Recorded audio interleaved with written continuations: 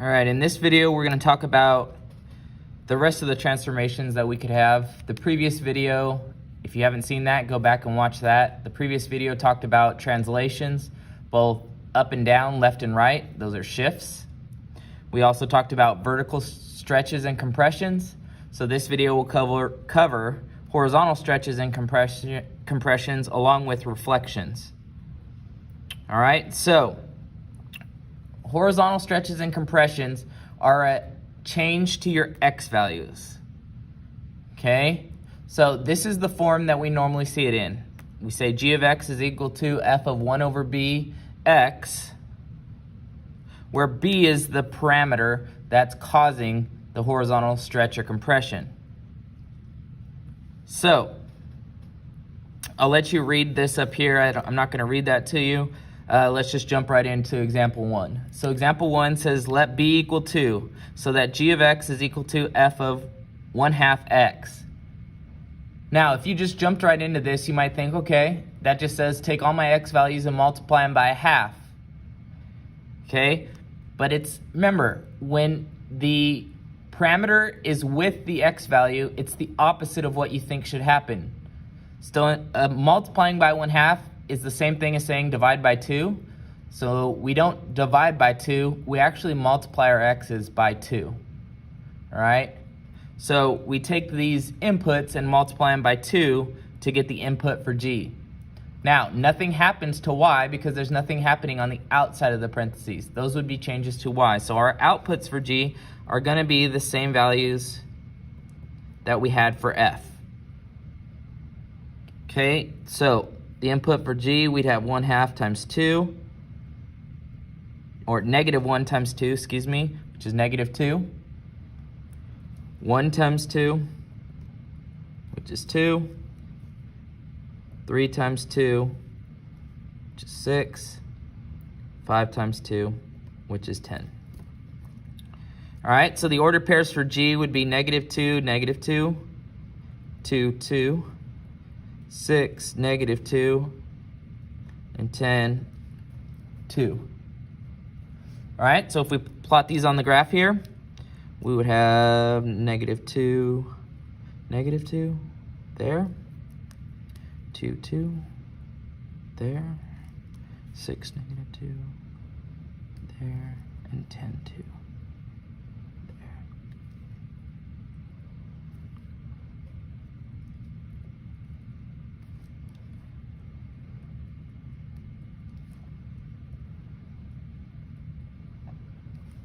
All right, so we have the graph there. I've named it so that we can tell the difference between the two graphs. So if you looked at that, what would you say? Well, to me, it looks like I've taken the graph of f of x and I've stretched it out. And that's exactly what this is. This is a horizontal stretch. So the question asks, in general, how is the graph of g of x equals f of 1 over b x related to the graph of f of x when b is a number greater than 1? Okay, so it says make sure your description looks at it as a horizontal change. So we just said, if our b value is 2 here, since that value is 2, we say g of x is horizontally stretched by a factor of 2. All right, so example 2, if b is equal to 1/2, what would the g of x equation look like when g of x is equal to f of 1 over b x? So g of x will equal f of 1 over 1/2 x. So we need to simplify. What's 1 divided by 1/2? Well, when dividing fractions, you take the reciprocal of the divisor and multiply by the dividend. So I'm going to do that out over here. I'm going to take 1 and multiply by the reciprocal of 1/2. The reciprocal of 1/2 is 2 over 1, which is just 2. So that would be the form. G of x is equal to f of 2x. Now it looks like in the parentheses you should multiply your x's by 2, but you have to remember the x's lie, so you do the inverse operation, which the inverse of multiplying by 2 is dividing by 2. I'm going to call it multiplying by a half. Okay, so you take -1 and multiply it by a half. You get -1/2. You take 1, you multiply it by a half, you get +1/2. Take 3, multiply it by a half, you get 3/2. And then you take 5 and multiply it by a half, you get 5/2. Now I want you guys to get used to improper fractions. Okay, in this class we will not use mixed numbers, and we will rarely use decimals.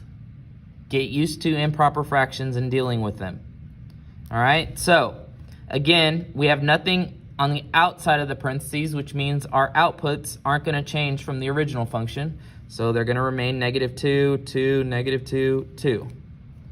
So our ordered pairs are going to be -1/2, -2, 1/2, 2, 3/2, -2, and 5/2, 2. All right, so we're going to have to kind of guesstimate on our graph where these halves are, but I think we can do a pretty good job at that. So -1/2, -2 is here. 1/2, 2 is there.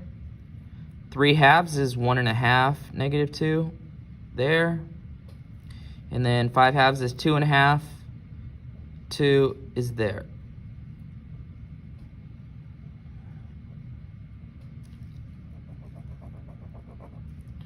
Didn't do a great job connecting the dots there, but I'll darken it so you can see. All right, so that's the graph of g of x equals f of 2x. And we can see that if we took the endpoints of this graph and we squish them together, okay, that would leave us with that graph. All right, so this is going to be a horizontal compression. All right, so now we're going to do example 3. We want to write the equation and complete the input-output table for b equal to 3, h equal to -2, and k equal to 3. All right, so we have b, h, and k. So g of x is going to equal f of, it's 1 over b, so it's 1/3. H is -2, so we're going to have in parentheses h minus a -2. Well, that's going to make it a plus. And then we have a k value, which k goes on the outside of parentheses, so it's going to be +3 there. All right, I think it's at this point, we can go ahead and write the general form for transformations. So let's call it g of x. This is the general form.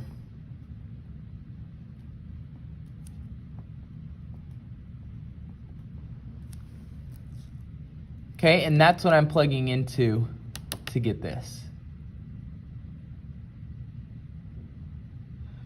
All right, so let's go through what would happen here.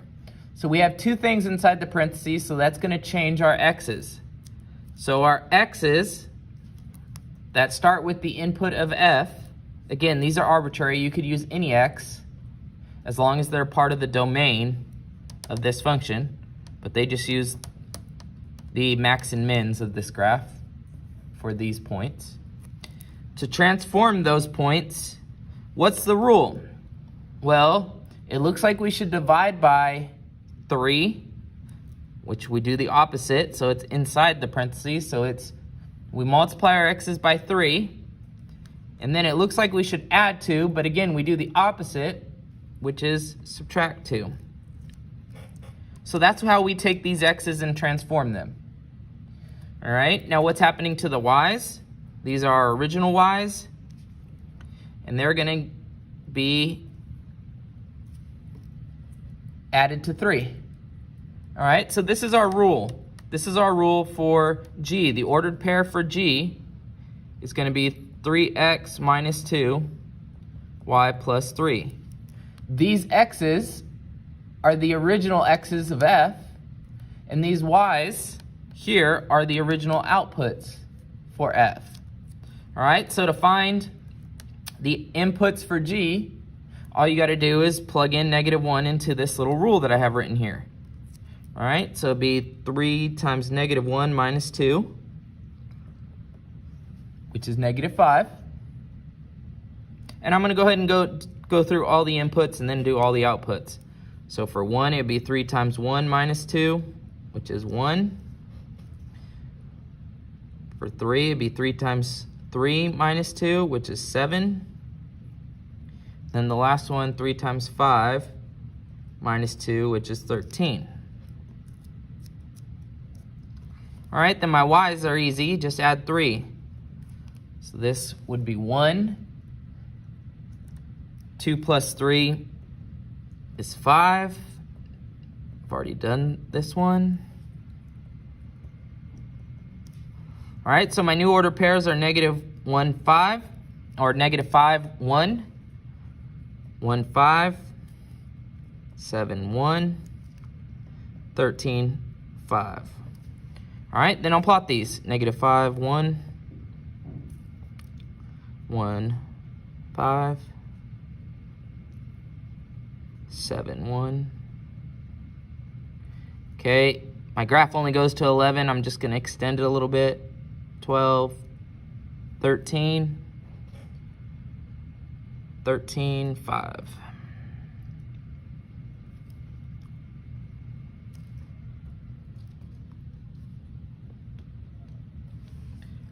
Okay, so there's my graph.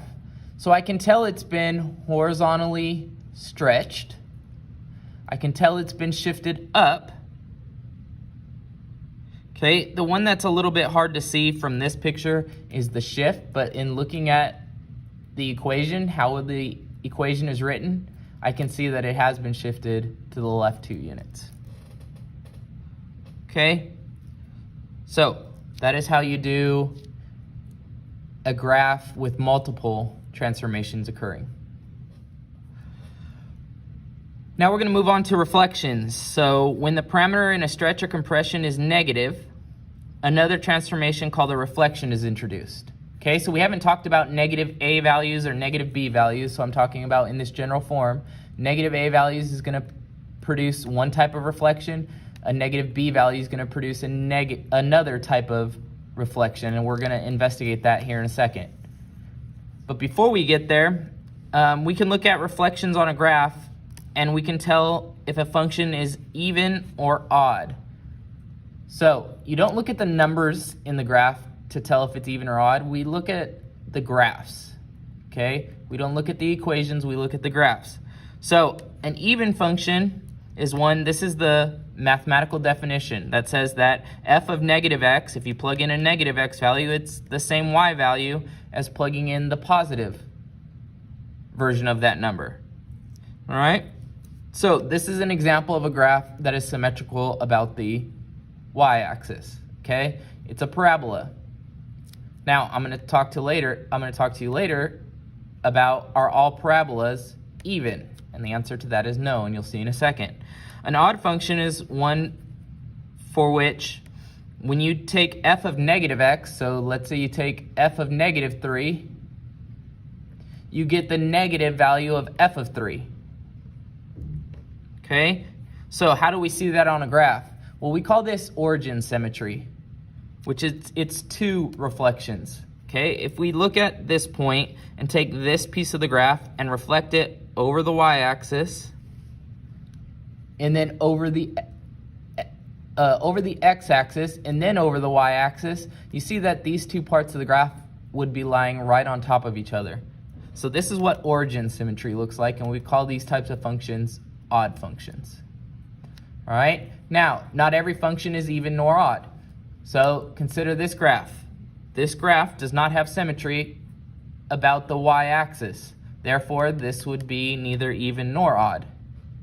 Okay, same thing for this graph. It's the same shape as this one, but it's not symmetric about the origin. Therefore, it is not even or odd.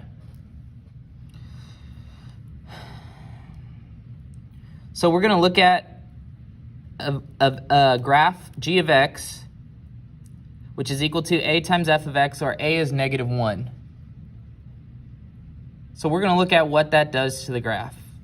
All right, so we're going to complete this input-output table, and this row or this column is going to be the points for g of x, the y values of g.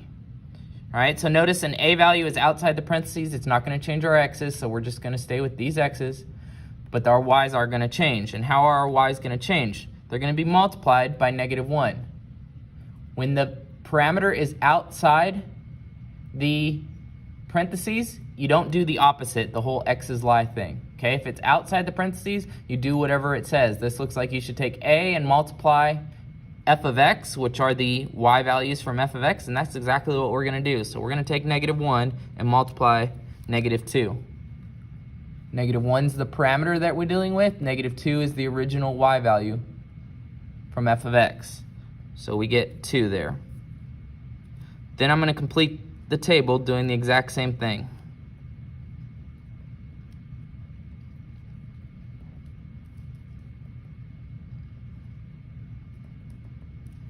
And then plot those points. So -1 would go to 2,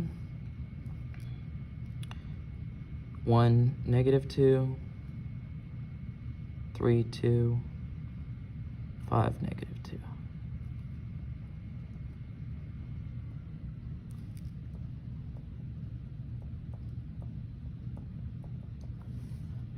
So we don't have to write a -1 out there. We can write g of x is equal to -f of x. That's the same thing. And what will we call this reflection that just occurred? Well, it looks like all these points just went to the opposite side of the x-axis, and that's exactly the type of reflection that it is. This is a reflection across the x-axis.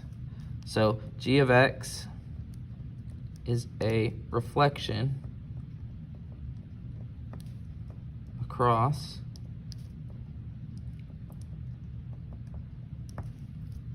the x-axis.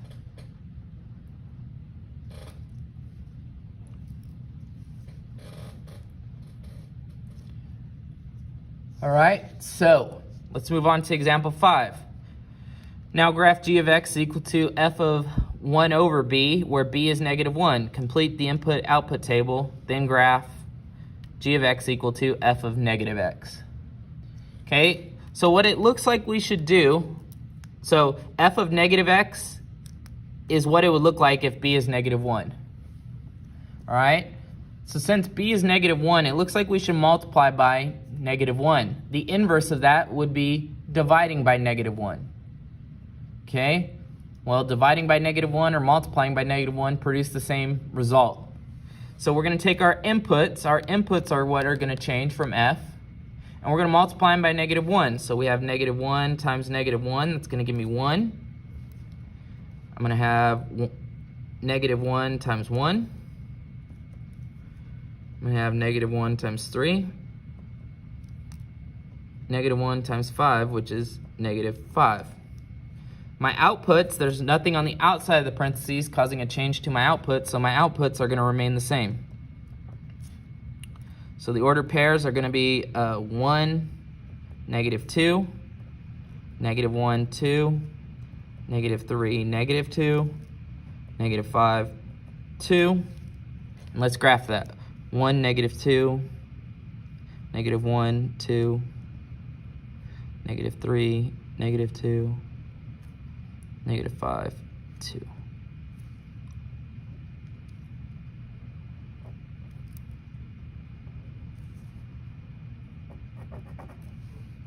And there's our graph.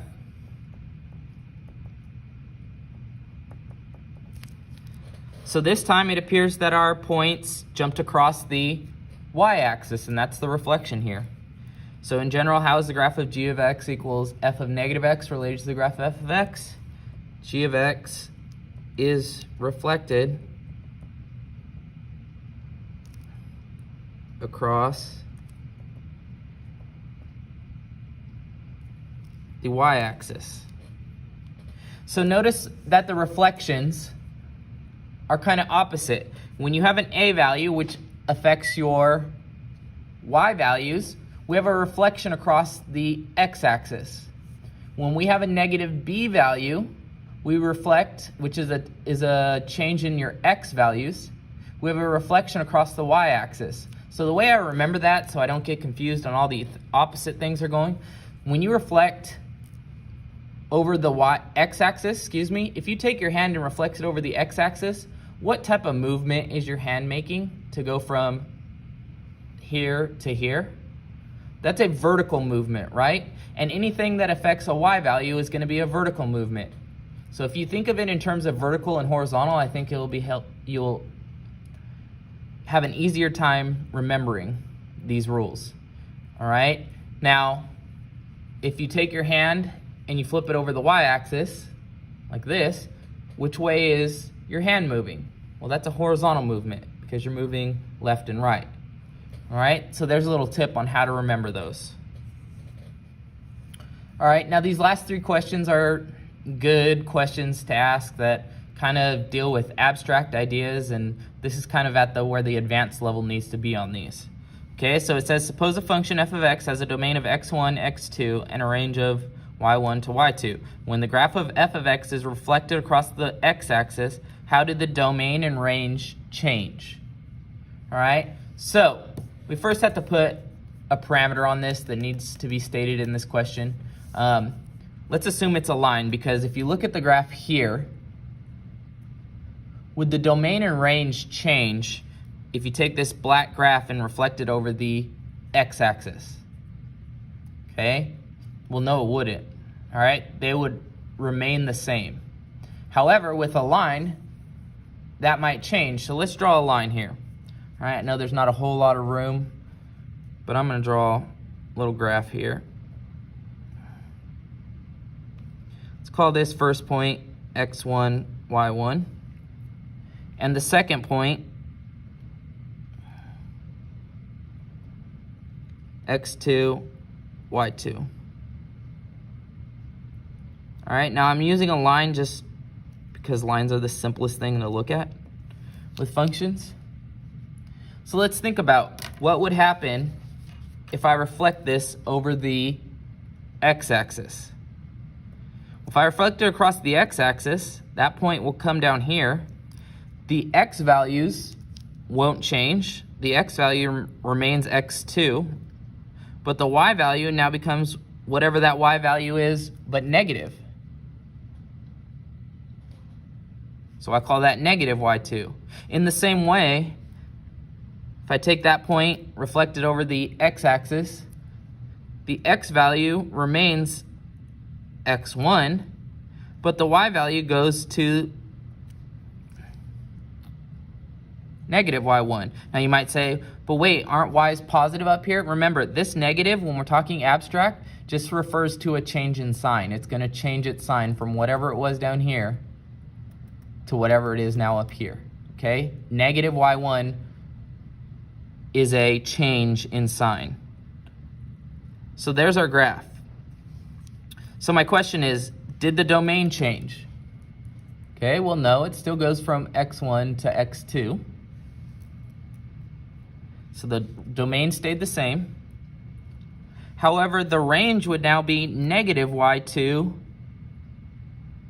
up to negative y1. Okay, negative y2 up to negative y1. So the domain does not change.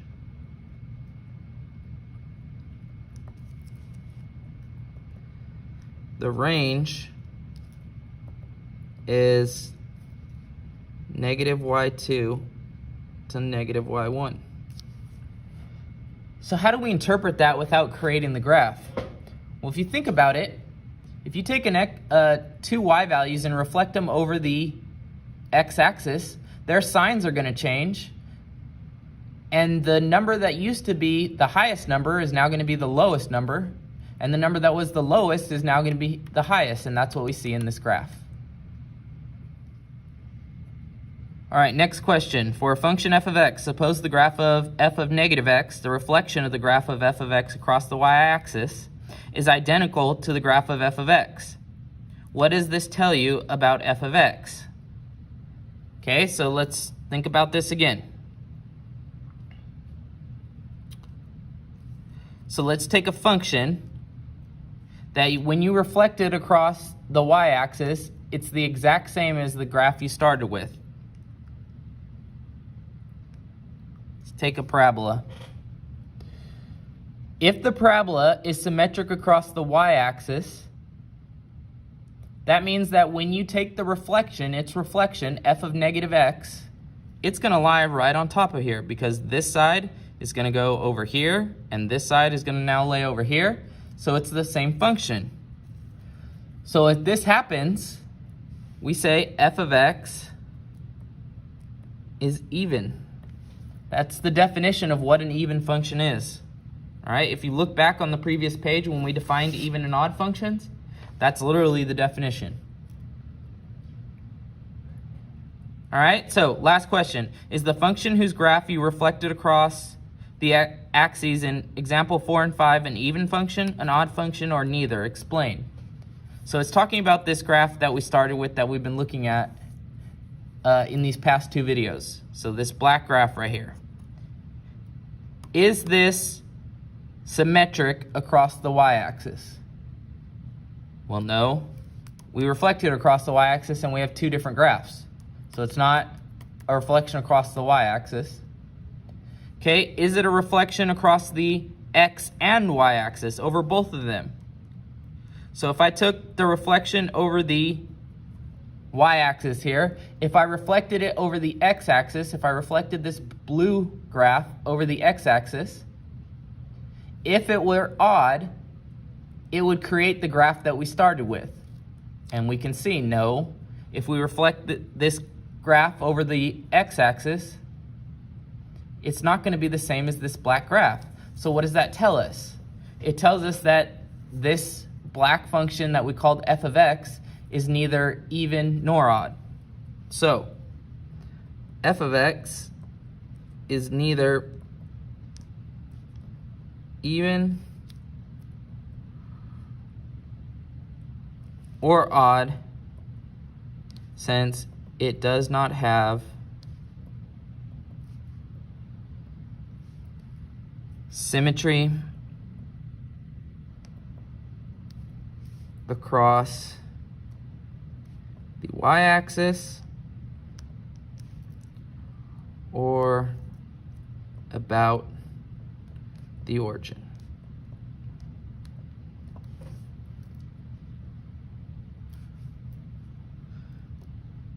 Okay, so if I were you, we've gone over all the transformations in the past two videos. If I were you, I'd get a piece of paper, okay? I would write down the transformational form of a function. We've talked about what A does, we've talked about what B does, we've talked about what H does, and we've talked about what K does. Okay, I would write down everything I know about A. So for example, if A is greater than 1, what does that do? If 0 is less than, A is less than 1. So if A is between 0 and 1, what does that do? If A is negative, what does that do? And I've explained all this in all the videos. But I would create a list like this so that you can study and learn all the rules of what everything does, what each parameter does in the function. All right? If you want to send me that and have me check to make sure you have everything down, I don't mind doing that. But I think it's a good exercise for you to take the initiative and create your own visual organizer for this topic. All right? So let me know if you have questions. I'll talk to you soon.